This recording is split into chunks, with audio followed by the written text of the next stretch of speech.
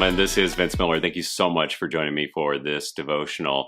Today we're in Daniel chapter 1. I'm going to read verses 10 through 16. We're picking up in the story where Daniel has just approached Ashpenaz, his superior, about not eating the king's food. And here's where we go next. And the chief of the eunuchs, that's Ashpenaz, said to Daniel, I fear my lord the king, that's Nebuchadnezzar, who assigned your food and drink, for why should he see that you're in worse condition than the youths who are of your own age? So you would endanger my head with the king. So he's basically concerned that he's going to get his head chopped off. Then Daniel said to the steward, whom the chief of the eunuchs had assigned over Daniel, Hananiah, Mishael, and Azariah, test your servants for 10 days. Let us be given vegetables to eat and water to drink. Then let our appearance and the appearance of the youths who eat the king's food be observed by you, and deal with your servants according to what you see. So he listened to them in this matter and tested them for 10 days. At the end of the 10 days, it was seen that they were in better appearance and fatter in flesh than all the youths who ate the king's food. So the steward took away their food and the wine that they were to drink and gave them vegetables. So, fellas, yesterday, we said that this Devo was going to be a part of a 3-part series where we're going to learn how resolute men do 3 things.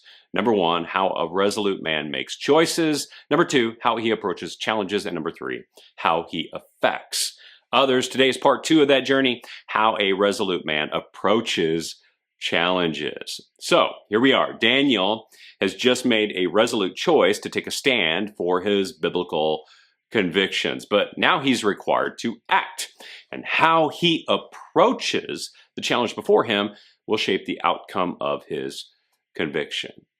You see, fellas, I actually believe that godly men always feel these spiritual convictions. And I know this is the case because the Spirit is always convicting. That's his job. But our response to this spiritual conviction makes all the difference. And there are 2 extreme responses. The first is the extreme response of the man who acts on the conviction immediately, but his overpassionate approach leaves devastation in his path. Thus, he and others suffer, right?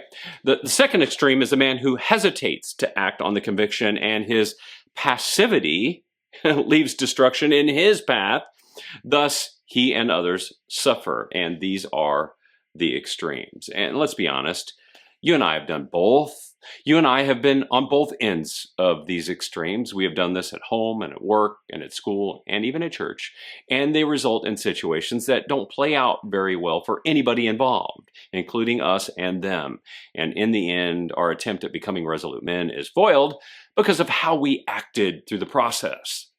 But I really believe that Daniel gives us this superior model here. He demonstrates how resolute men approach a challenge. You see, he is convicted and determined to be resolute, and a step must be taken quickly, otherwise passivity will set in, right?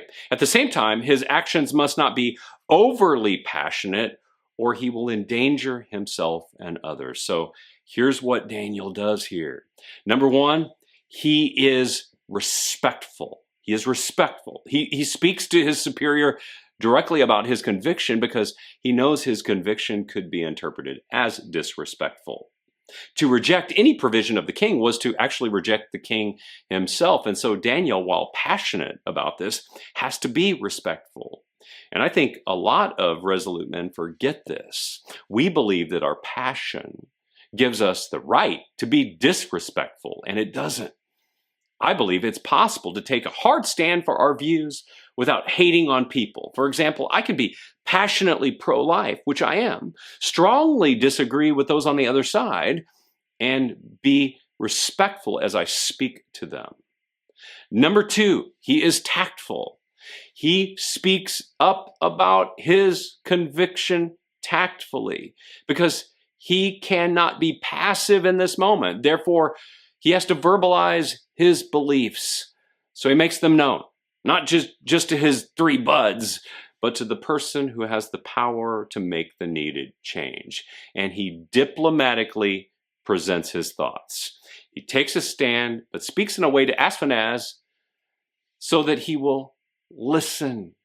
So for you guys out there who tend toward passivity, you may need to tactfully speak up to the right person and stop holding it in. And number 3, he presents a solution, not a problem. He presents an actual solution. Because Daniel knows that he is in a predicament, but he also knows that this is going to present a predicament for his superior. So instead of just presenting a problem to him, he offers a solution, a substitute meal plan. And of course, his plan for a substitute plan works. And this is another thing that we can do as Resolute Men, present a real solution to the challenge that we're facing. And thus, what we get at the end is an incredible example, a resolute man who approaches challenges resolutely by being respectful, tactful, and solution-oriented. And guess what? Everyone wins in this situation. Daniel wins, Ashpenaz wins, Nebuchadnezzar wins, his 3 buds win. Now, you need to know that this isn't going to be the case every single time. I wish it was. There are plenty of times that resolute men approached a challenge appropriately and still were stoned, crucified, and beheaded. I can think of a lot of new examples of this right now. But I think Daniel gives us a superior example of what we could try first. I would encourage you to try it. Be respectful, be tactful, be solution-oriented, and be resolute. See what I did there? I love you guys. Thanks for joining me today. I hope it blesses you. If it has, share it with someone else, and I'll see you right back here for part 3 again tomorrow.